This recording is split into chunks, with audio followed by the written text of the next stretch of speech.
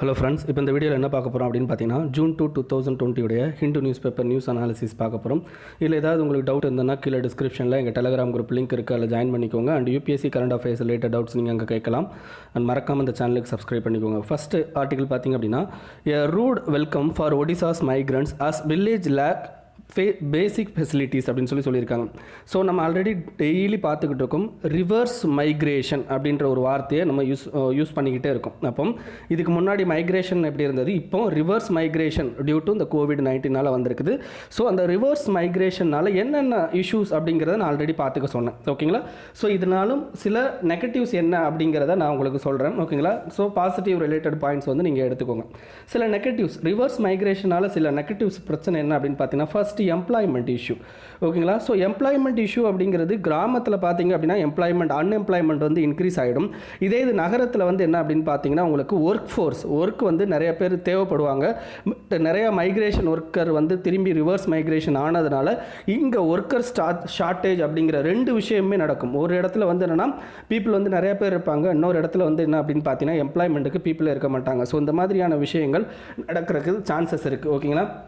Next, இன்று village லெவலில் increased level of poverty அப்படிங்கிறது இன்க்ரீஸ் ஆகும். இன்க்ரீஸ்டு லெவல் ஆஃப் பாவர்ட்டி வந்து இதாகும். ஏன் பாவர்ட்டி அதிகமாகும் அப்படின்னு பார்த்தீங்கன்னா, அந்த பர்டிகுலர் ரீஜியனில் உங்களுக்கு அத்தனை பேருடைய வாண்டடையும் அத்தனை பேருடைய நீட்ஸையும் வந்து என்னென்னா ஃபுல்ஃபில் பண்ணுற அளவுக்கு அங்கே எதுவும் இருக்காது. ஸோ அதனால் கண்டிப்பாக வந்து என்னென்னா உங்களுக்கு பாவர்ட்டி லெவல் இன்க்ரீஸ் ஆகும். அதுக்கடுத்து ஓவர் பேர்டன் ஆன் அக்ரிகல்ச்சர். ஓகேங்களா? Over burden on agriculture. ஏன்னா மேக்ஸிமம் ஆஃப் பீப்புள், இப்போ நம்ம பிரிட்டிஷ் பீரியடில் வந்து நிறைய ஆர்டிஷன்ஸு இவங்களுடைய வாழ்வாதாரம்லாம் போனதுக்கப்புறமா அவங்க என்ன பண்ணியிருப்பாங்க அப்படின்னா கிராமத்தை நோக்கி போயிருப்பாங்க. அப்போ அந்த கிராமத்தை நோக்கி போயிருக்கிறதுனால என்ன ஆகும் அப்படின்னு பார்த்தீங்கன்னா, கிராமத்தில் அக்ரிகல்ச்சரில் நிறையா வந்து என்ன ஆகும் அப்படின்னு பார்த்தீங்கன்னா ப்ரெஷர் கிரியேட் ஆகும். அதே சேம் திங் தான் என்ன ஆகிட்டு இருக்கு அப்படின்னு பார்த்தீங்கன்னா இப்போ இங்கே நடந்துக்கிட்டு இருக்கு. அக்ரிகல்ச்சரில் என்ன ஆகும் பார்த்தீங்கன்னா அதிகப்படியான ப்ரெஷர் கிரியேட் ஆகும். ஏன்னா எல்லா லேபரும் அங்கே தான் போவாங்க. நெக்ஸ்ட்டு முக்கியமானது பார்த்தீங்கன்னா அன்ஹைஜீனிக் லிவ்லிஹுட். ஏன்னா கவர்மெண்ட் வந்து ஸ்வச் பாரத் அது இதுன்னு சொல்லி இப்போ கிராமத்தில் வந்து பார்த்தீங்கன்னா ஓப்பன் டெஃபகேஷன் ஃப்ரீ அளவுக்கு கொண்டு வந்திருக்கிறோம். பட் இப்போ அகைன் வந்து பீப்புள் எல்லாம் வந்து ரிவர்ஸ் மைக்ரேஷன் போகிறதுனால இந்த அன்ஹைஜீனிக் லிவ்லிஹுட் லைஃப் வந்து மறுபடியும் ஸ்டார்ட் ஆக ஆரம்பிச்சிடும். ஓகேங்களா? நெக்ஸ்ட்டு முக்கியமானது அப்படின்னு பார்த்தீங்கன்னா மோர் ப்ரெஷர் ஆன் கவர்மெண்ட் ஸ்கீம் மேலே ப்ரெஷர் அதிகமாகிடும். ஏன்னா கவர்மெண்ட் வந்து நிறைய பீப்புள் எதிர்பார்க்க ஆரம்பிச்சிருவாங்க. ஸோ கவர்மெண்ட் ஸ்கீம் மேலே என்ன ஆகும் அப்படின்னு பார்த்தீங்கன்னா ப்ரெஷர் இன்க்ரீஸ் ஆகும். லைக் எக்ஸாம்பிள், நம்ம நேற்று பார்த்தீங்களா எம்ஜி நரேகா ஒர்க்கை பற்றி பார்த்தோம். ஸோ அதில் நிறைய ஒர்க்கர்ஸ்க்கு வந்து நிறைய தேவைப்படுது. ஸோ ஒர்க் ஏரியா வந்து கிரியேட் பண்ணணும் அப்படின்ற விஷயம் பார்த்தோம். பார்த்தீங்களா?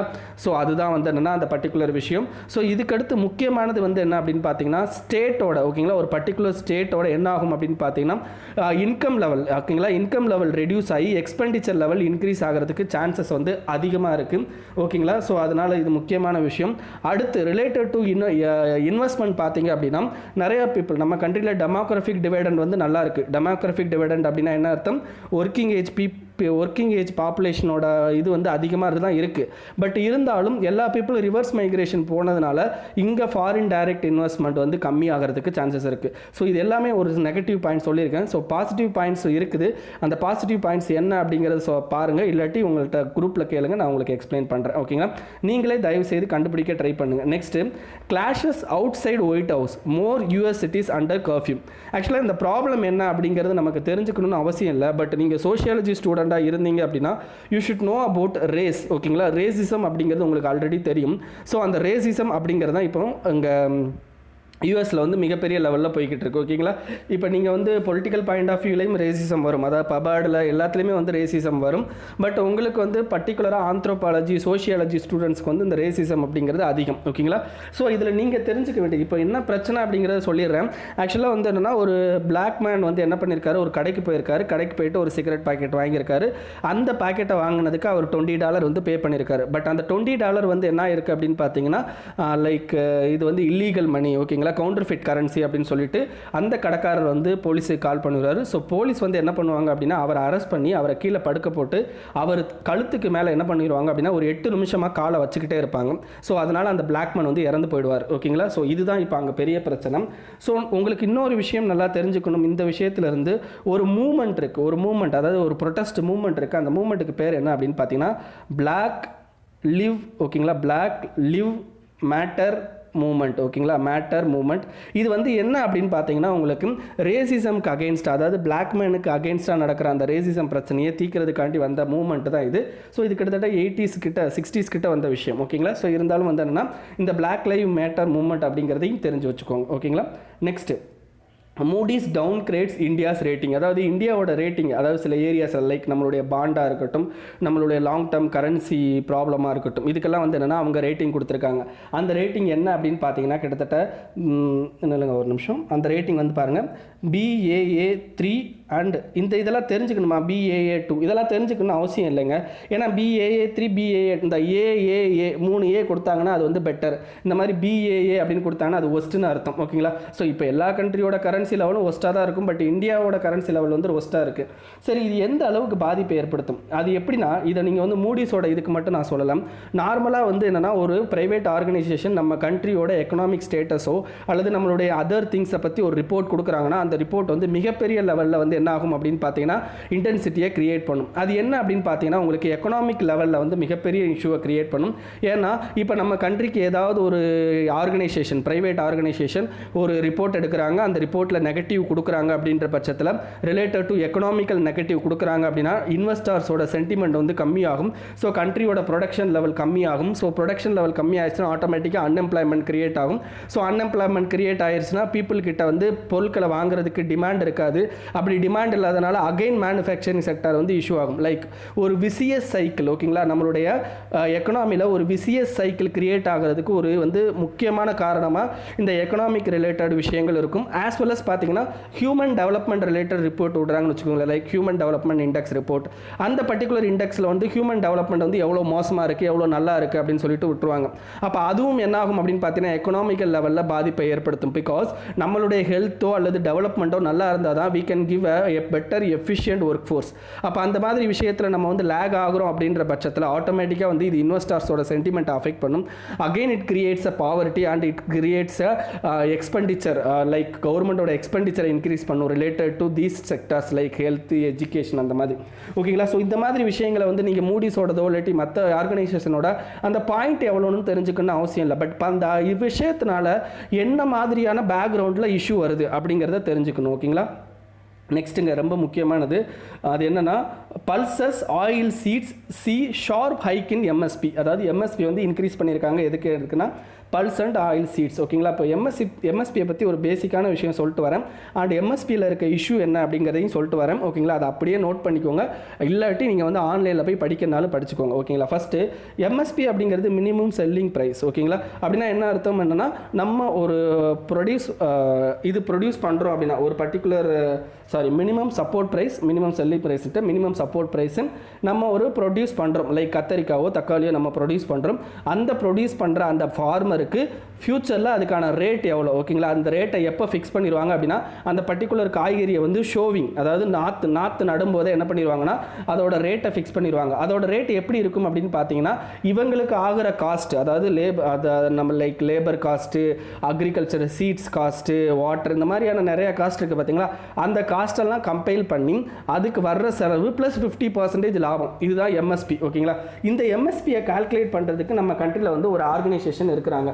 ஓகேங்களா, அந்த ஆர்கனைசேஷன் பார்த்தீங்கன்னா CACP அப்படின்னு சொல்லுவோம். CACP இது அக்ரிகல்ச்சர் மினிஸ்ட்ரி கீழே இருக்குது. CACPனா commission on agriculture cost and price அப்படின்னு சொல்லிட்டு ஒரு கமிஷன். ஸோ இந்த commission will give a recommendation to the central government. So central government through cabinet committee on economic affairs. ஓகேங்களா, கேபினெட் கமிட்டி ஆன் எக்கனாமிக் அஃபேர்ஸ்னு ஒரு கேபினெட் கமிட்டி இருக்குது. இந்த கமிட்டியோட ஹெட் வந்து பிரைம் மினிஸ்டர். ஸோ இவங்க தான் என்ன பண்ணுவாங்க அப்படின்னா ஒவ்வொரு பர்டிகுலர் ப்ராடக்டோட அந்த எம்எஸ்பி, ஓகேங்களா, அதை வந்து அனௌன்ஸ் பண்ணுவாங்க. ஓகேங்களா, சரி, இப்போ எம்எஸ்பி அனௌன்ஸ் பண்ணிட்டாங்க. இந்த எம்எஸ்பி அனௌன்ஸ் பண்ணிட்டா ஆட்டோமேட்டிக்காக வந்து பொருட்களோட விலைலாம் லைக் அந்த விலைக்கு கிடச்சிருமா அப்படின்னா தப்புங்க. ஏன்னா இப்போ ஒரு நம்ம கண்ட்ரியில் வந்து என்ன ப்ரொக்யூர்மெண்ட் ஸ்ட்ராட்டஜி அப்படின்னு சொல்லிட்டு ஒரு ஸ்ட்ராட்டஜி இருக்குது. Like Food Corporation of India அப்படின்னு சொல்லி ஒன்று கேள்விப்பட்டிருப்பீங்க.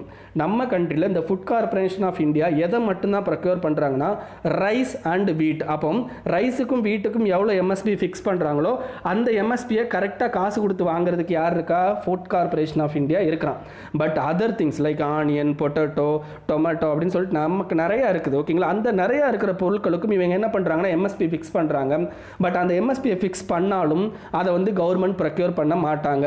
கவர்மெண்ட் எப்போ ப்ரொக்யூர் பண்ணுவாங்க அப்படின்னா அந்த பொருளோட ரேட்டு எம்எஸ்பியோட அளவை விட கம்மியாகும் போது என்ன பண்ணுவாங்கன்னா கவர்மெண்ட் அப்போதைக்கு மட்டும் ஏதாவது ஒரு ஆர்கனைசேஷனை ரெடி பண்ணி அதன் மூலமாக ப்ரொக்யூர் பண்ணுவாங்க. ஓகேங்களா, த்ரூ ஸ்டேட் கவர்மெண்ட் ஏஜென்சி. அப்போ there is no permanent agency for procurement of other than like rice and wheat தவிர மற்ற இதை ப்ரொக்யூர் பண்ணுறதுக்கான ஒரு ஒரு ஆர்கனைசேஷன் அப்படிங்கிறது இல்லை, எஸ்டாப்ளிஷ்டு ஆர்கனைசேஷன் இல்லை. இதுதான் வந்து முக்கியமான விஷயங்க.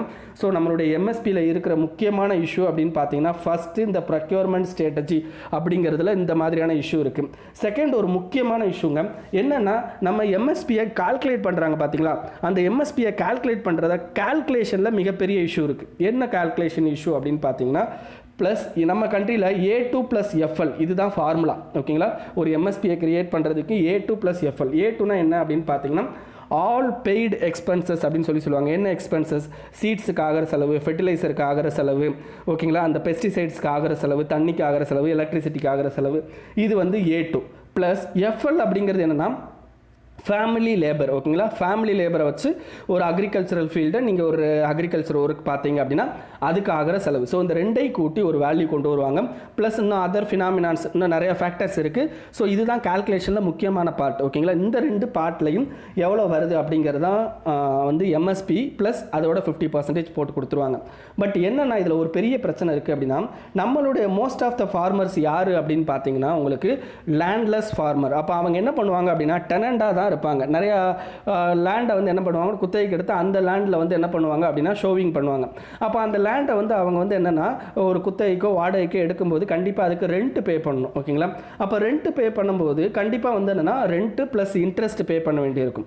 அப்போ ரெண்ட்டு இன்ட்ரெஸ்ட் ரெண்டுமே பே பண்ணணும். பட் அதையும் கால்குலேட் பண்ணால் தானே ஒரிஜினலாக வந்து அந்த ப்ரொடியூஸ் பண்ணுறதுக்கான ஆகிற செலவை நம்ம கண்டுபிடிக்க முடியும். பட் நம்ம கண்ட்ரியில் A2 + FL அப்படிங்கிற ஃபார்முலா தான் இருக்குது.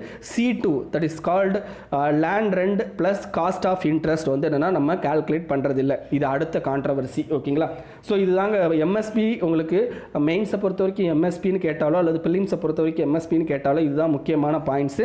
ஓகேங்களா, சொல்லியாச்சு. ஸோ இந்த ஆயில் சீட்ஸோட எம்எஸ்பிலாம் இன்க்ரீஸ் பண்ணியிருக்காங்க அப்படின்னு சொல்கிறாங்க. இந்த வேல்யூலாம் நீங்கள் ஞாபகம் வச்சுக்கணுமானா தேவையில்லை. ஓகேங்களா, ஸோ இதில் நம்ம கண்ட்ரியில் ப்ரொக்யூர்மெண்ட்டுக்குன்னு ஒரு பிரச்சனை நான் சொன்னேன் பார்த்தீங்களா. ஸோ ப்ரொக்யூர்மெண்ட்டுக்கு ஏதோ ஸ்ட்ராட்டஜி இருக்கா அப்படின்னா சில இது இருக்குது. அதாவதுன்னா சில ஸ்கீம் இருக்குது. அந்த ஸ்கீம் சொல்கிறேன், நீங்கள் போயிட்டு பார்த்துக்கோங்க. ஒன்று ஆப்ரேஷன் க்ரீன். ஓகேங்களா, ஆப்ரேஷன் க்ரீன் அப்படின்னு சொல்லிட்டு க்ரீனுங்க GREEN ஆப்ரேஷன் க்ரீன் அப்படின்னு சொல்லிட்டு ஒரு ஸ்கீம் இருக்குது. இது வந்து ஆனியன் பொட்டேட்டோவை ப்ரொக்யூர் பண்ணுறதுக்கு கவர்மெண்ட் கொண்டு வந்தது. இன்னொன்று PM ஆஷா. கண்டிப்பாக இதை போய் படிச்சுக்கோங்க. PMAASHA PM ஆஷா அப்படின்னு சொல்லுவோம். ஓகேங்களா, இது அன்னதத்தா அந்தியோதயா யோஜனான்ட்டு வரும். ஓகேங்களா, இது வரும். ஓகேங்களா, பெருசாக பேர் வரும், மறந்துடுச்சு.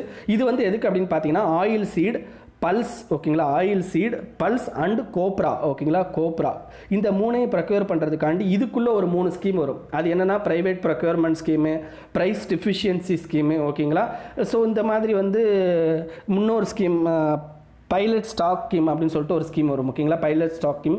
ஸோ அந்த 3 ஸ்கீம் வரும். இந்த 3 ஸ்கீமையும் நீங்கள் உள்ளே போயிட்டு படிக்கணும். ஓகேங்களா, இதெல்லாம் லேட்டஸ்ட்டாக கொண்டு வந்த ஸ்கீமு. ஸோ அதனால் படிச்சுக்கோங்க. ஸோ கண்டிப்பாக இதுதான் எம்எஸ்பி ரிலேட்டடாக வந்து நீங்கள் படிக்க வேண்டிய விஷயமா இருக்கும். ஓகேங்களா, next Lok Sabha Rajya Sabha meeting could be held on alternate days. இது வந்து நமக்கு தேவையில்லை. ஓகேங்களா, சும்மா தான் கொடுத்துருக்காங்க. Virtual parliament on option. Virtual parliament which means என்னென்னு பார்த்தீங்கன்னா உங்களுக்கு ஆன்லைனில் வந்து பார்லிமெண்ட்டை கண்டக்ட் பண்ணுறது, அதான் விர்ச்சுவல் பார்லிமெண்ட் சொல்கிறாங்க. ஸோ அவ்வளோதாங்க. ஸோ இந்த பர்டிகுலர் இதில் நீங்கள் இதை தான் தெரிஞ்சுக்கணும், வேறு எதுவும் இல்லை. ஏன்னா ராஜ்யசபா மீட்டிங் லோக்சபா மீட்டிங்லாம் நமக்கு என்ன ஆகிட்டு இருக்குது அப்படின்னு பார்த்தீங்கன்னா வருஷம் 4 தடவை நடந்துக்கிட்டு 3 தடவை நடந்துக்கிட்டு இருக்குது. அதனால் நமக்கு அதை பற்றி ரொம்ப படிக்கணும்னு அவசியம் இல்லை. நீங்கள் ஜஸ்ட்டு பாலிட்டியில் இருக்க விஷயத்தை மட்டும் படிச்சுக்கோங்க, பாலிட்டி புக்கில் இருக்க விஷயத்தை மட்டும் படிச்சுக்கோங்க. ஓகேங்களா, ஸோ இதுக்கடுத்து நம்ம என்ன பேரலாம் அப்படின்னு பார்த்தீங்கன்னா வேறு ஆயிடுச்சு. ஒரு நிமிஷம்.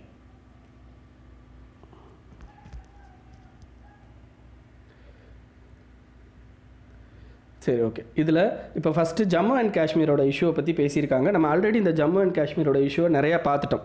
அதில் முக்கியமானது இப்போ லேட்டஸ்ட்டாக என்னன்னு பார்த்தீங்கன்னா டொமிசைல் சர்டிஃபிகேட். நம்ம ஆல்ரெடி பார்த்துருக்கோம்.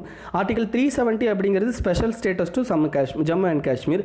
அதுக்கடுத்து ஆர்டிகல் 35A அப்படிங்கிறது பெர்மனண்ட் ரெசிடென்ட் அப்படிங்கிற ஒரு பர்டிகுலர் விஷயம் வந்து நம்ம ஜம்மு அண்ட் காஷ்மீருக்கு ப்ரொவைட் பண்ணுறது. இது ரெண்டு தான் வந்து என்னென்னாங்க இப்போ டெலீட் பண்ணி அதை வந்து Jammu and Kashmir and Ladakh union பிரதேசமாக பிரித்தாங்க. ஓகே, இப்போ பிரித்ததுக்கு அப்புறமா இப்போ லேட்டஸ்ட்டாக டொமிசைல் சர்டிஃபிகேட் அப்படின்னு சொல்லி ஒன்று அனௌன்ஸ் பண்ணியிருக்காங்க. இதை பற்றி நம்ம லேட்டஸ்ட்டாக நியூஸ்லேயே பார்த்தோம். இருந்தாலும் நான் இதுலேயும் சொல்கிறேன். ஸோ அது சொல்கிறதுக்கு முன்னாடி நிறைய இஷ்யூஸ் இருக்குது. அது என்னென்னு பார்த்துடலாம். ஓகேங்களா? அதை பார்த்துட்டு அப்படியே இடையில இந்த டொமிசைல் சர்டிஃபிகேட்டை பற்றியும் நம்ம பேசி முடிச்சிடலாம். ஓகேங்களா? இப்போ ஃபஸ்ட்டு ஜம்மு அண்ட் காஷ்மீர் அப்படிங்கிறதுல என்னென்ன இஷ்யூ இருக்குது அப்படிங்கிறத நான் வரிசையாக சொல்கிறேன். இப்போ முக்கியமாக என்ன இஷ்யூ அப்படின்னு பார்த்தீங்கன்னா அல்ட்ரா நேஷனலிசம். ஓகேங்களா? அல்ட்ரா நேஷனலிசம் அப்படிங்கிறத விட ஹிந்து நேஷனலிசம் அப்படின்னே சொல்லலாம். ஏன்னா இப்போ வந்து என்ன ஆகிட்டு இருக்கு அப்படின்னு பார்த்தீங்கன்னா அங்கே அதிகமாக அந்த ஹிந்து நேஷனலிசமை வந்து இது பண்ணிக்கிட்டு இருக்காங்க. எல்லாம் என்ன பண்ணிக்கிட்டு ஸ்ப்ரெட் பண்ணிக்கிட்டு இருக்காங்க. ஓகேங்களா? ஹிந்து நேஷனலிசம் அப்படிங்கிறது அண்ட் டிவைசிவ் பாலிடிக்ஸ் அப்படிங்கிறது அங்கே அதிகமாகிட்டு இருக்கு. டிவைசிவ் பாலிடிக்ஸ்னால் அப்படின்னா என்ன அர்த்தம்? ஒரு சாரார நீ இந்த எண்ணம் சொல்கிறது, இன்னொரு சாரார இந்த எண்ணம்னு சொல்லி அவங்களுக்குள்ள ஒரு பிரிவினை ஏற்படுத்தி அதன் மூலமாக பொலிட்டிக்கல் லெவலில் முக்கியமான அந்த சீட்டை கேப்சர் பண்ணுறது இதெல்லாம் நடக்கும். That is called divisive politics. So இந்த மாதிரி விஷயங்கள்லாம் நடக்கும். ஓகேங்களா?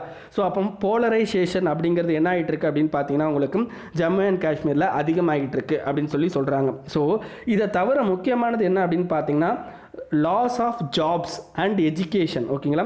Loss of jobs and education அப்படிங்கிறது அந்த பர்டிகுலர் ரீஜனில் இருக்கிற லைக் ஜம்மு அண்ட் காஷ்மீர் ரீஜனில் இருக்கிற பீப்புளுக்கு வந்து இன்க்ரீஸ் ஆகிட்டே போகுது. நாலாவது என்ன அப்படின்னு பார்த்தீங்கன்னா இப்போ லேட்டஸ்ட்டாக கொண்டு வந்த ஒரு ஆக்ட். அது என்ன ஆக்ட் அப்படின்னு பார்த்தீங்கன்னா related to agrarian reforms act அப்படிங்களா? அந்த அக்ரேரியன் ரிஃபார்ம்ஸ் ஆக்ட் என்ன பண்ணாங்க அப்படின்னா அபாலிஷ் பண்ணாங்க. ஸோ அதுபடி என்ன அப்படின்னு பார்த்தீங்கன்னா நிறையா வந்து ரியல் எஸ்டேட் காரை வந்து என்ன பண்ணலாம் அப்படின்னு பார்த்தீங்கன்னா இதுக்கு முன்னாடி அப்படின்னு பார்த்தீங்கன்னா நமக்கு பெர்மனன்ட் ரெசிடென்ட் அப்படிங்கிற ஒரு 35A ஆர்டிக்கல் மூலமாக அங்கே இருக்கிற பர்டிகுலர் பர்சன், அதாவது அந்த ஸ்டேட்டுக்கு சொந்தக்காரை மட்டும்தான் அங்கே போயிட்டு லேண்ட் வாங்க முடியும், எல்லாமே வாங்க முடியும். ஸோ ரியல் எஸ்டேட் செக்டார் வந்து அந்த அளவுக்கு அங்கே போய் லேண்டை வந்து ப்ரொக்யூர் பண்ண முடியாது. பட் இப்போ என்ன ஆயிடுச்சு அப்படின்னு பார்த்தீங்கன்னா ரியல் எஸ்டேட் செக்டாரும் உள்ளே போகிறதுக்கு இதாகிடுச்சு. அடுத்த 5வது பாயிண்ட் என்ன அப்படின்னு பார்த்தீங்கன்னா இவங்க கொண்டு வந்திருக்க நிறையா ரிஃபார்ம் மூலமாக நிறைய வேறு கம்பெனிஸ் ஃபாரின் டைரக்ட் இன்வெஸ்ட்மெண்ட்லாம் வர்றதுக்கு வாய்ப்பு இருக்குது. பட் அங்கே இருக்கிற லோக்கல் இண்டஸ்ட்ரீஸ் வந்து மிகப்பெரிய லெவலில் அஃபெக்ட் ஆகும் அப்படின்னு சொல்லியிருக்காங்க. ஸோ இது 5வது பாயிண்ட்.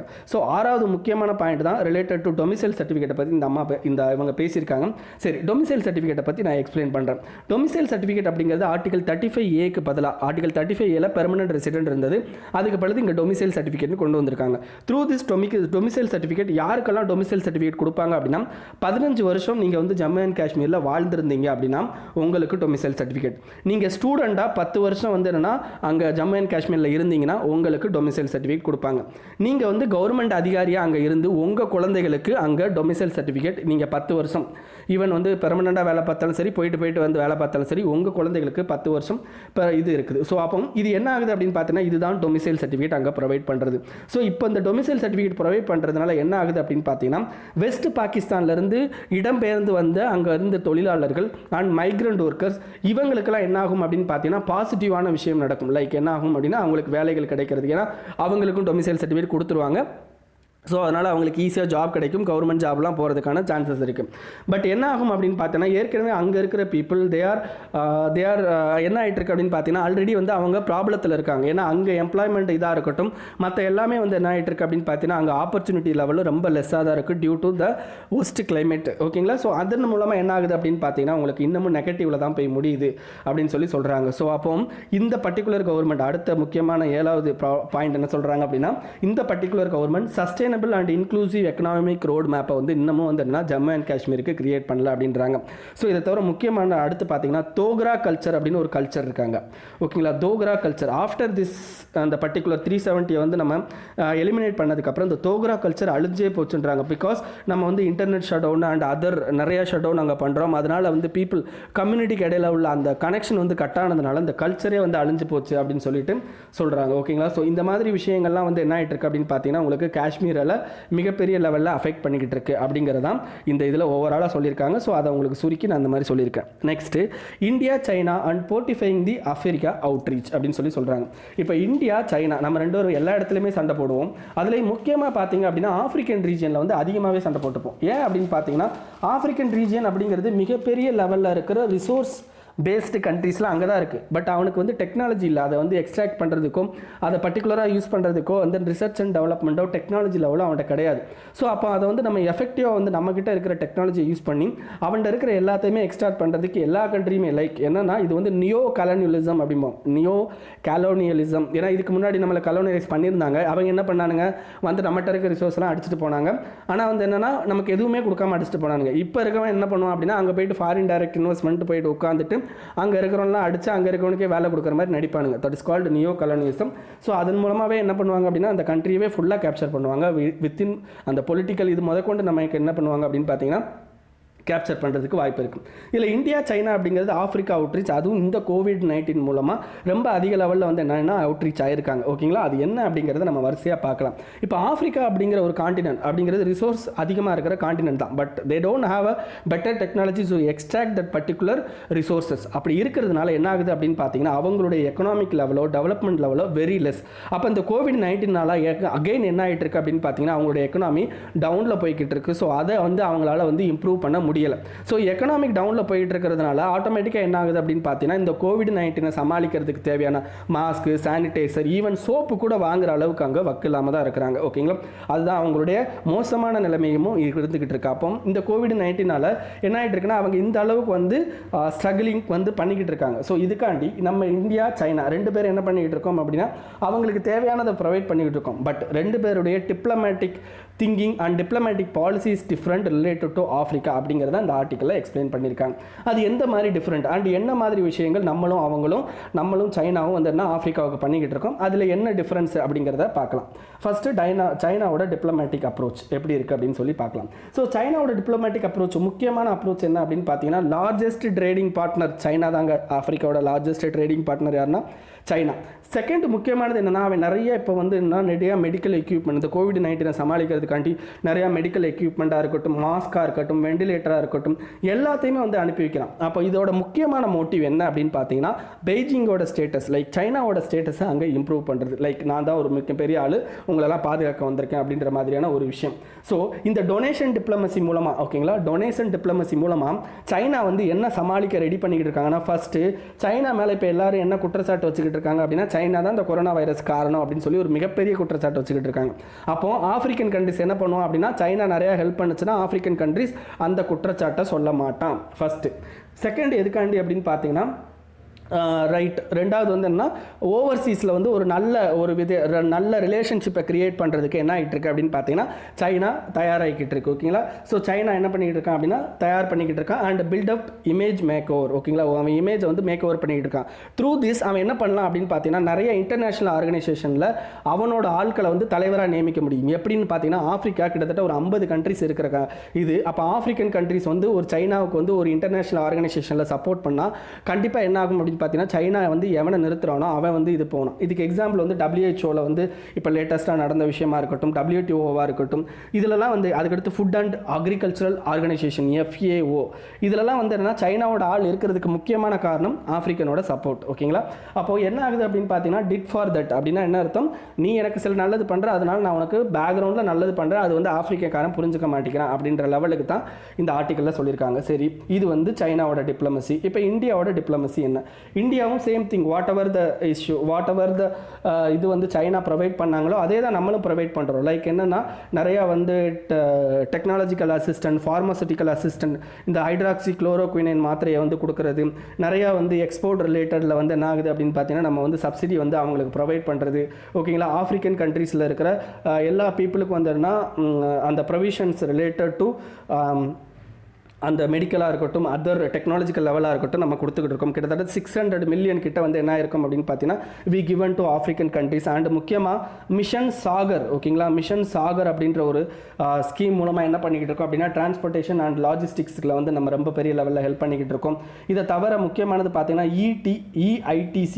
ITEC கோவிட்-19 அப்படின்னு சொல்லிட்டு ஒரு வெப் மேனேஜ்மெண்ட். இதன் மூலமாக என்ன பண்ணிக்கிட்டு இருக்கோம்னா அங்கே இருக்கிற வந்து டாக்டர்ஸ்க்கு வந்து என்னென்னா நம்ம நிறையா வந்து இன்ஃபர்மேஷனை வந்து ப்ரொவைட் பண்ணிக்கிட்டு இருக்கோம். இதில் வந்து முக்கியமாக வந்து என்னென்னு பார்த்தீங்கன்னா இந்த மொரிஷியஸ், சைச்செல்லாஸ் இந்த கண்ட்ரீஸ்க்கெல்லாம் நம்ம அதிகமாக வந்து என்ன பண்ணிட்டு இருக்கோம்னா ஹெல்ப் பண்ணிட்டு இருக்கோம். There also comes under the African countries. ஓகேங்களா. அதுக்கடுத்து இந்த சார்க் நேஷன்ஸ்க்கு வந்து என்ன நம்ம ஹெல்ப் பண்ணிக்கிட்டு இருக்கோம். ஸோ இதுதான் வந்து என்ன நம்ம இப்போ வந்து என்ன ஆஃப்ரிக்கன் கண்ட்ரீஸ்க்கு பண்ணுறது. சரி, நமக்கும் அவனுக்கும் உள்ள டிஃப்ரென்ஸ் என்ன அப்படின்றது முக்கியமாக வந்து என்ன அப்படின்னு பார்த்தீங்கன்னா 3 ஆஸ்பெக்ட்ஸில். அதாவது என்னென்ன அப்படின்னு பார்த்தீங்கன்னா நம்ம வந்து என்ன அவங்களுடைய லோக்கல் கெப்பாசிட்டியை இன்க்ரீஸ் பண்ணி ஈக்குவல் பார்ட்னர்ஷிப் ஸ்டேட்டஸ் வந்து நம்ம கொடுக்க ட்ரை பண்ணிக்கிட்டு இருக்கோம்.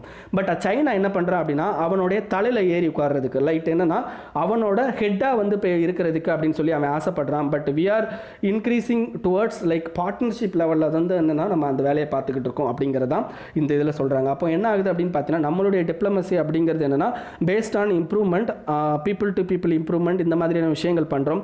பட் அவங்க என்ன பண்ணுறாங்க அப்படின்னா டெக்னாலஜிக்கல் லெவலில் அவனை அடிமைப்படுத்துறது லைக் நியோ காலோனியலிசம் பண்ணுறாங்க அப்படின்ற மாதிரி கொடுத்துருக்காங்க. ஓகேங்களா. ஸோ இதுதாங்க.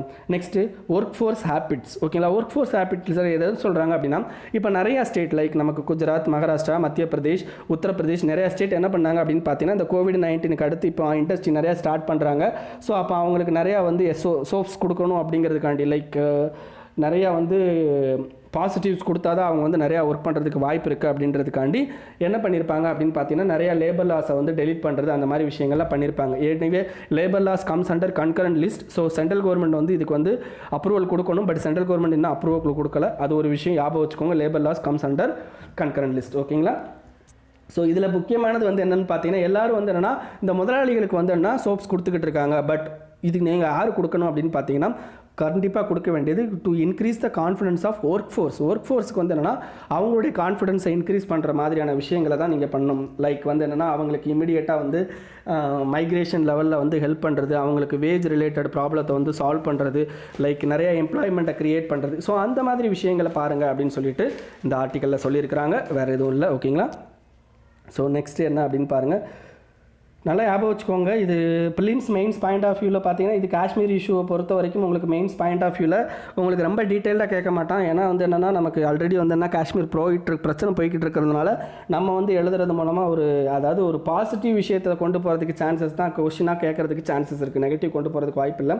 பட் இந்த India China relationship with African கண்ட்ரீஸில் வந்து என்ன உங்களுக்கு கேட்கறதுக்கு வாய்ப்பு இருக்குது, பார்த்துக்கோங்க. நெக்ஸ்ட்டு நியூ ஆர்கிடெக்சர் இன் குவா ப்ரோன் ஏரியாஸ். அதாவது என்ன பண்ணியிருக்காரு அப்படின்னு பார்த்தீங்கன்னா இவர் ஒரு கதை எழுதி வச்சிருக்காரு. அந்த கதை அப்படிங்கிறது இவர் யாரையோ மீட் பண்ணி பேசியிருக்காரு. அந்த கதையை பற்றி எழுதியிருக்காரு. இதெல்லாம் நமக்கு தேவையில்லை. அவர் என்ன கடைசியாக சொல்கிறார் அப்படின்னா ஷார்ட் டேர்மில், லாங் டேர்மில், மீடியம் டேர்மில் ஒரு எர்த்குவேக் வந்தாலோ இல்லாட்டி ஒரு மிகப்பெரிய லெவலில் ப்ராப்ளம் வந்தாலும் அதை எப்படி சால்வ் பண்ணுறது அப்படிங்கிற பாயிண்ட்ஸை மட்டும் கடைசியாக கொடுத்து வச்சிருக்காரு. அது என்ன அப்படிங்கிறத பார்க்கலாம். ஷார்ட் டேர்மில் என்ன பண்ணும் அப்படின்னு சொல்கிறாரு பார்த்தீங்கன்னா வல்னரபிள் பில்டிங் எதெல்லாம் இருக்கோ அதெல்லாம் ஐடென்டிஃபை பண்ணி அந்த பர்டிகுலர் ஏரியாவில் இருக்கிற அந்த பீப்புளுக்கு வந்து சேஃப்டி இதை வந்து ப்ரொவைட் பண்ணும் அப்படின்னு சொல்கிறாரு. மீடியம் டேர்மில் என்ன சொல்கிறார் அப்படின்னா நியூ ஆர்கிடெக்சர் ரெஜிமை வந்து நம்ம கிரியேட் பண்ணணும் ஃபார் ஆல் பில்டர்ஸ், இதுக்கெல்லாம் வந்து பண்ணணும் அப்படின்னு சொல்கிறாரு. லாங் டேர்மில் என்ன பண்ணணும் அப்படின்னு சொல்லி பார்த்தீங்கன்னா டீகன்ஜஸ்டிங் ஆஃப் அவர் சிட்டிஸ். நம்ம சிட்டிஸை வந்து டீகன்ஜஸ்ட் பண்ணணும். அதுக்கு எப்படி பண்ணணும் அப்படின்னு பார்த்தீங்கன்னா சவுத் ஆஃப்ரிக்காலலாம் வந்து என்ன கேபிட்டல் வந்து நிறையா கேபிட்டல், இப்போ நம்ம டெல்லியில் வந்து எல்லா கேபிட்டலும் டெல்லியில் தான் இருக்குது. லைக் நம்மளுடைய பார்லிமெண்ட் அங்கே தான் இருக்குது, நம்மளுடைய சுப்ரீம் கோர்ட் அங்கே தான் இருக்குது, நம்மளுடைய அட்மினிஸ்ட்ரேஷன் லைக் பிஎம்மோட எல்லாமே அங்கே தான் இருக்குது. ஓகேங்களா. அப்போ எல்லாமே அங்கே இருக்கப்போ நம்ம எல்லாரும் வந்து எதுக்காண்டி நம்ம கவர்மெண்ட் அப்ரோச் பண்ணோம் அப்படின்னா எல்லாரும் அந்த ஏரியாவுக்கு போய் ஆகணும்.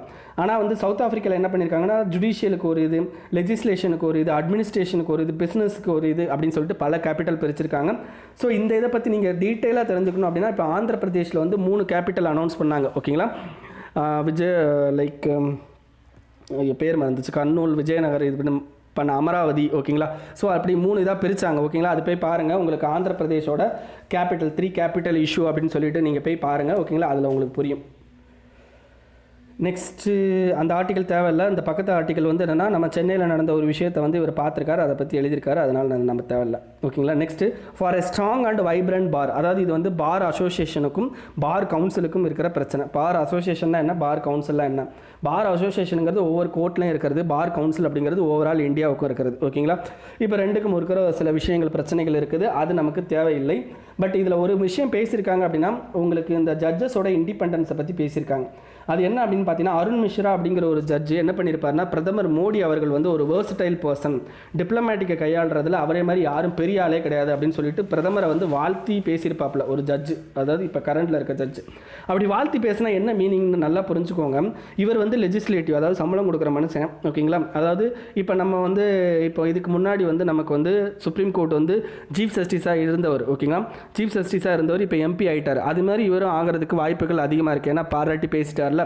ஸோ அந்த மாதிரி வந்து என்னன்னா, ஜட்ஜஸோட இண்டிபெண்டன்ஸ் அப்படிங்கிறது after retirement they want some extra government jobs. அதுக்காண்டி என்ன பண்ணுறாங்க அப்படின்னா, இப்படி வந்து மேக்ஸிமம் வந்து பண்ணுறதுக்கு சான்சஸ் வந்து அதிகமாக இருக்குது. லைக் வந்து பிரதமரை பாராட்டி பேசுகிறது, ஓகேங்களா, முதலமைச்சர்ஸை பாராட்டி பேசுகிறது, இந்த மாதிரிலாம் இருக்குது. ஸோ அதை தான் வந்து என்னென்னா இதில் பேசியிருப்பாங்க. ஸோ அந்த விஷயத்தை மட்டும் நீங்கள் என்ன பண்ணிக்கோங்க, படிச்சுக்கோங்க. ஜட்ஜஸோட இண்டிபெண்டன்ஸ் அது ரிலேட்டடாக இந்த அருண் மிஸ்ரா பேசுனதை வச்சு கேள்வி கேட்குறதுக்கு சான்சஸ் இருக்குது, ஓகேங்களா. ஸோ அது தவிர வேறு எதுவும் இதில் தேவையில்லை. நெக்ஸ்ட் இந்த பேஜை பொறுத்த வரைக்கும் உங்களுக்கு இம்பார்ட்டன்ஸ் எதுவும் இல்லை. ஸோ அடுத்த பேஜ் வந்து என்னென்னு பார்த்தீங்கன்னா, ரிலேட்டட் டு ஒரு இது இருக்குது, என்னது இது won't interfere in border issue says Australian envoy.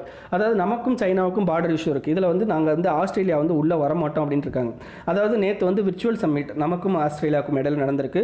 அதில் வந்து நான் ஆல்ரெடி உங்களுக்கு நேற்று வந்து ஆஸ்திரேலியன் ரிலேஷன்ஷிப்பை பற்றி பேசும்போது ரெண்டு முக்கியமான விஷயம் பேசினேன். ஒன்று வந்து குவாட் அப்படிங்கிற ஒரு விஷயத்தை பற்றி பேசினேன், இன்னொன்று ஆசி இண்டெக்ஸ் அப்படிங்கிறத பற்றி பேசினேன். அதுக்கடுத்து முக்கியமானது என்ன அப்படின்னு பார்த்தீங்கன்னா, அவங்களுக்கும் நமக்கும் இடையில் போகிற ஒரு முக்கியமான அக்ரிமெண்ட். அது என்ன அப்படின்னு பார்த்தீங்கன்னா, உங்களுக்கு மியூச்சுவல் லாஜிஸ்டிக்ஸ் சப்ளை அக்ரிமெண்ட். இது என்ன அப்படின்னு பார்த்தீங்கன்னா, இதுக்கு முன்னாடி 2016 நமக்கு யூஎஸ்க்கும் இடையில் இந்த மியூச்சுவல் லாஜிஸ்டிக்ஸ் சப்ளை அக்ரிமெண்ட் நடந்திருக்கும். அப்படின்னா என்னென்னா, இப்போ அங்கேருந்து அவனோட ஏர்ஃபோர்ஸ் வந்து இப்போ அமெரிக்கா வந்து பசிபிக் ஓஷனுக்கு அந்த பக்கம் இருக்குது. அங்கேருந்து என்ன ஆகுது அப்படின்னு பார்த்தீங்கன்னா, ஒரு ஏர்ஃபோர்ஸ் ஃப்ளைட் வந்து அங்கேருந்து கிளம்பி வருது, ஓகேங்களா. அங்கேருந்து கிளம்பி வந்தால் அதுக்கு வந்து மேபி ஃபியூயல் தேவைப்படும், மெயின்டெனன்ஸ் ஒர்க்கு தேவைப்படும் இடையில. அப்போ என்ன பண்ணிக்கலாம் அப்படின்னா, நம்ம இந்தியாவில் வந்து அந்த ஏர்ஃபோர்ஸ் இதோட நிப்பாட்டி நமக்கு ஃபியூயலோ மெயின்டெனன்ஸோ பண்ணிக்கலாம். பட் இங்கேருந்து ஒரு தாக்குதலை வந்து மற்ற கண்ட்ரி மேலே நடத்த முடியாது. ஜஸ்ட்டு ஃபியூயல் மெயின்டெனன்ஸ்க்கு மட்டும் நம்ம கண்ட்ரியில் நிப்பாட்டிக்கலாம். That is called mutual logistics supply agreement. So அந்த அக்ரிமெண்ட் வந்து நம்ம இப்போ ஆஸ்திரேலியா கூட சைன் பண்ணுறதுக்கு ரெடி ஆகிட்டு இருக்கோம். பட் இன்னும் சைன் பண்ணலை, ஓகேங்களா. ஸோ அதை மட்டும் தெரிஞ்சுக்கோங்க. ஸோ 2016 வந்து என்ன பண்ணிட்டோம் அப்படின்னு பார்த்தீங்கன்னா, நம்ம அதை வந்து யூஎஸ் கூட சைன் பண்ணிட்டோம், ஓகேங்களா. ஸோ இதுக்கடுத்து அடுத்த பேஜில் வந்து எதுவும் இல்லை, ஓகேங்களா. ஸோ அதுக்கு அடுத்த பேஜ் போயிடலாம். அதுக்கு அடுத்த பேஜில் முக்கியமானது பாருங்கள், NPCI denies breach of BHIM app. BHIM app அப்படிங்கிறது என்ன அப்படின்னு பார்த்தீங்கன்னா, நம்மளுடைய personal bank account, bank like digital money இதுக்காண்டி கொண்டு வந்தது தான் பிமேப், ஓகேங்களா. இந்த பிமேப்பை கொண்டு வந்தேன் அப்படின்னா, National Payment Corporation of India அவன் தான் கொண்டு வந்திருப்பான். ஸோ இந்த பர்டிகுலர் இதன் மூலமாக நீங்கள் என்ன பண்ணிக்கலாம், இம்மீடியட்டாக வந்து என்ன அமௌண்ட்டை சென்ட் பண்ணிக்கிறது எல்லாமே பண்ணிக்கலாம். இதில் வந்து என்ன இருக்குன்னா, நிறைய பிம் ஆப்போட டேட்டா வந்து களவாடப்பட்டிருக்கு, ப்ரீச் ஆயிருக்கு அப்படின்னு சொல்லிட்டு ஒரு ரிப்போர்ட் வந்திருக்கு. கிட்டத்தட்ட 7 மில்லியன் ரெக்கார்டு வந்து எக்ஸ்போஸ் ஆயிருக்கு அப்படின்னு சொல்லியிருக்காங்க. நம்ம ஆல்ரெடி இந்த டார்க் நெட்டு இதை பற்றிலாம் நான் உங்களுக்கு சொன்னேன். டார்க் நெட்டு, டார்க் வெப்னா என்ன அப்படிங்கிறத இதுக்கு முன்னாடியே நம்ம ஆர்டிக்கலில் வந்து டிஸ்கஸ் பண்ணிட்டோம், ஓகேங்களா. இப்போ நான் மறுபடியும் என்னென்னா, உங்களுக்கு இந்த மாதிரி டேட்டா ப்ரீச்சிங் இந்த மாதிரி வந்தாலே நீங்கள் படிக்க வேண்டிய முக்கியமான விஷயம் National Digital Communication Policy. National Digital Communication Policy I think 2018, ஓகேங்களா. போய் பாருங்க. இன்னொன்று Sri Krishna Committee on Data Protection. Sri Krishna Committee on Data Protection I think 2019, ஓகேங்களா. இது 2018 19 தெரியல, போய் பார்த்துக்கோங்க. National Digital Communication Policy and Sri Krishna Committee on Data Protection 2019. இது ரெண்டும் கண்டிப்பாக வந்து டேட்டா ப்ரொடக்ஷனாலே நீங்கள் தெரிஞ்சுக்க வேண்டியது. இதுக்கு அடுத்து சைபர் செக்யூரிட்டி, சைபர் நெட் இதை பற்றி தெரிஞ்சுக்கணும். அண்ட் நம்ம கண்ட்ரியில் சைபர் செக்யூரிட்டியை வாட்ச் பண்ணுறதுக்கு முக்கியமான ஒரு ஆர்கனைசேஷன் இருக்காங்க. அவங்க யார் அப்படின்னு பார்த்தீங்கன்னா CERT-IN, ஓகேங்களா. அது என்ன, கம்ப்யூட்டர் எமர்ஜென்சி ரெஸ்பான்ஸ் டீம். இதை பற்றியும் நீங்கள் ஆன்லைனில் படிச்சுக்கோங்க, உங்களுக்கு ப்ரிலிம்ஸில் கேட்குறதுக்கு சான்சஸ் இருக்குது, ஓகேங்களா. ஸோ இவ்வளோ தான் இந்த பர்டிகுலர் ஆர்டிக்கலை பொறுத்த வரைக்கும். ஸோ அதுக்கடுத்து லோக்கஸ்ட் அட்டாக் பற்றி பேசியிருக்காங்க. நம்ம ஆல்ரெடி லோக்கஸ்ட் அட்டாக் பற்றி நிறையா பேசிட்டோம். நெக்ஸ்ட் வந்து என்ன அப்படின்னு பார்த்தீங்கன்னா, வேர்ல்டு நியூஸில் வந்து எந்த அளவுக்கு இம்பார்ட்டன்ட் எதுவும் இல்லை. ஸோ அதுக்கடுத்து நம்ம டைரெக்டாக வந்து இது போயிடலாம். எக்கனாமிக் காலத்தில் முக்கியமானது ஒன்று இருக்குங்க. Cabinet committee okays for 15,000 crore infusion for MSME. அதுவும் எம்எஸ்எம்இக்கு எப்படி இன்ஃபியூஸ் பண்ணுறாங்கன்னா, ஈக்விட்டியாக இன்ஃபியூஸ் பண்ணுறாங்க. அது என்ன ஈக்விட்டினா அப்படின்னா ஒன்றும் இல்லைங்க. ஷேர் மார்க்கெட்டில் போய்ட்டு நீங்கள் ஷேர் வாங்குவீங்க பார்த்தீங்களா, தட் இஸ் கால்டு ஈக்விட்டி. ஒரு ஷேரை வாங்குறது விற்கிறது, that is called equity. So அந்த பர்டிகுலர் ஈக்விட்டியாக என்ன பண்ண போகிறாங்க அப்படின்னா, கவர்மெண்ட் வந்து ப்ரைவேட் எம்எஸ்எம்இ கம்பெனியில் இன்வெஸ்ட் பண்ண போகிறாங்க. சரி, கவர்மெண்ட் இன்வெஸ்ட் பண்ணால் அது கவர்மெண்ட் கம்பெனி ஆயிராதா? கிடையாதுங்க. 50% மேலே, அதாவது 51% வந்து யார்கிட்ட வந்து அந்த இது இருக்கோ அவங்க தான் வந்து அந்த கம்பெனியோட ஓனர். இப்போ பெரிய பெரிய கம்பெனிலாம் வந்து என்னென்னு பார்த்தீங்கன்னா செபி ஷேர் மார்க்கெட்டில் போயிட்டு அவங்களுடைய கம்பெனியை வந்து லிஸ்ட் பண்ணி என்ன பண்ணிப்பாங்க அப்படின்னா அவங்களுக்கு தேவையான கேபிட்டலை வந்து அவங்க அக்யூர் பண்ணிப்பாங்க. பட் சின்ன சின்ன கம்பெனிஸ்லாம் வந்து என்ன பண்ண மாட்டான், ஷேர் மார்க்கெட் போகிறதுக்கு பயப்படுவான். ஸோ அவனே மாதிரி ஆட்களுக்கு என்ன பண்ண போகிறாங்க அப்படின்னா கவர்மெண்ட்டு கிட்டத்தட்ட 15% அவங்களுடைய ஷேரில், எம்எஸ்எம்இயோட ஷேரில் 15% ஆஃப் ஷேரை கவர்மெண்ட் வாங்கிட்டு அதுக்கு தேவையான அமௌண்ட்டை எம்எஸ்எம்இக்கு கொடுத்து அவங்கள வந்து செயல்பட வைக்கிறது. இது ஃபஸ்ட்டு. சரி, செயல்பட வச்சிட்டாங்க. இந்த ஷேரை வந்து கவர்மெண்ட்டே வந்து வச்சுக்கிட்டே இருப்பாங்களான்னா இல்லை. கொஞ்சம் குறிப்பிட்ட காலம் வந்ததுக்கப்புறம் இந்த ஷேரை வந்து என்ன பண்ணிடுவாங்க அப்படின்னா கவர்மெண்ட் வந்து இன்னொருத்தருக்கு சேல் பண்ணிடுவாங்க அப்படின்றதையும் சொல்லியிருக்காங்க. ஓகேங்களா? கிட்டத்தட்ட ஒரு இந்த பர்டிகுலர் இதில் 2 lakh crore கிட்ட நெக்ஸ்ட் 2 to 3 இயர்ஸில் கொண்டு வர போகிறதாகவும் சொல்லியிருக்காங்க. ஓகேங்களா? ஈக்விட்டி இன்ஃபியூஷன் எம்எஸ்எம்இ ரொம்ப இம்பார்ட்டன்ங்க. ஸோ கவர்மெண்ட்டோட ஈக்விட்டி இன்ஃபியூஷன் அப்படிங்கிறது ரொம்ப ரொம்ப important. Next, can allow non profit organisation to list in social stock exchange. எல்லாம் நல்ல ஞாபகம் வருங்க. ஸ்டாக் எக்ஸ்சேஞ்ச் கேள்விப்பட்டிருப்போம். அது என்ன? Social stock exchange. இதுவும் செபிக்கு கீழே தாங்க வருது. ஸ்டாக் எக்ஸ்சேஞ்ச்னாலே செபிக்கு கீழே தான். அதுலேயும் சோஷியல் ஸ்டாக் எக்ஸ்சேஞ்ச் அப்படிங்கிறது இந்த சோஷியல் இதுக்காண்டி செயல்படுற ஆர்கனைசேஷன் இருக்குது பார்த்தீங்களா, லைக் என்ஜிஓ, சிவில் சொசைட்டி. ஓகேங்களா? ஸோ இந்த மாதிரி ஆர்கனைசேஷனுக்கு நிறையா வந்து என்ன தேவைப்படும், நன்கொடைகள் தேவைப்படும். ஸோ அந்த மாதிரி ஆர்கனைசேஷனை என்ன பண்ணுவாங்க அப்படின்னு பார்த்தீங்கன்னா இந்த ஸ்டாக் எக்ஸ்சேஞ்ச் மார்க்கெட் இதுக்குன்னு ஸ்பெஷலைஸ்டாக கிரியேட் பண்ண ஸ்டாக் எக்ஸ்சேஞ்ச் மார்க்கெட்டில் லிஸ்ட் பண்ணிடுவாங்க. லிஸ்ட் பண்ணிட்டா நீங்கள் என்ன பண்ணிடலாம், நான் இந்த பர்டிகுலர் என்ஜிஓக்கு இவ்வளோ அமௌண்ட் கொடுக்குறேன் அப்படின்னு சொல்லிட்டு அந்த என்ஜிஓட ஷேரை வாங்குற மாதிரி, லைக் அந்த என்ஜிஓக்கு வந்து என்னென்னா நீங்கள் அமௌண்ட்டை கொடுத்துக்கலாம். Like philanthropic activities, like CSR fund. ஓகேங்களா? கார்ப்பரேட் சோஷியல் ரெஸ்பான்சிபிலிட்டி மூலமாக அந்த பர்டிகுலர் ஷேரை நீங்கள் வாங்கிக்கலாம். ஸோ இது எப்போ அனௌன்ஸ் பண்ணியிருப்பாங்கன்னா இப்போ 2019-20 பட்ஜெட்டில் நம்மளுடைய நிர்மலா சீதாராமன் அவர்கள் தான் என்ன பண்ணியிருப்பாங்க, இந்த சோஷியல் ஸ்டாக் எக்ஸ்சேஞ்சை பற்றி என்ன பண்ணியிருப்பாங்க, இது பண்ணியிருப்பாங்க. ஓகேங்களா? ஸோ அப்போ சோஷியல் ஸ்டாக் எக்ஸ்சேஞ்ச் மூலமாக என்ன ஆகும் அப்படின்னு பார்த்தீங்கன்னா நமக்கு நான் ப்ராஃபிட் ஆர்கனைசேஷன் லைக் என்ஜிஓஸ்க்கு வந்து என்ன ஈஸியாக வந்து அமௌண்ட்டை வந்து என்ன நம்மளால் வந்து என்ன ப்ரொவைட் பண்ண முடியும் அப்படிங்கிறது தான். ஓகேங்களா? ஞாபகம் வச்சுக்கோங்க. சோஷியல் ஸ்டாக் எக்ஸ்சேஞ்ச் இது வந்து உங்களுக்கு மெயின்ஸில் ரொம்ப இம்பார்ட்டன்ட். ஓகேங்களா? ஞாபகம் வச்சுக்கோங்க. இன்றைக்கி நியூஸ் அவ்வளோதான் ஃப்ரெண்ட்ஸ். இது உங்கள் ஃப்ரெண்ட்ஸோட ஷேர் பண்ணிக்கோங்க. அண்ட் மறக்காமல் சேனலுக்கு சப்ஸ்கிரைப் பண்ணிக்கோங்க. Thank you friends.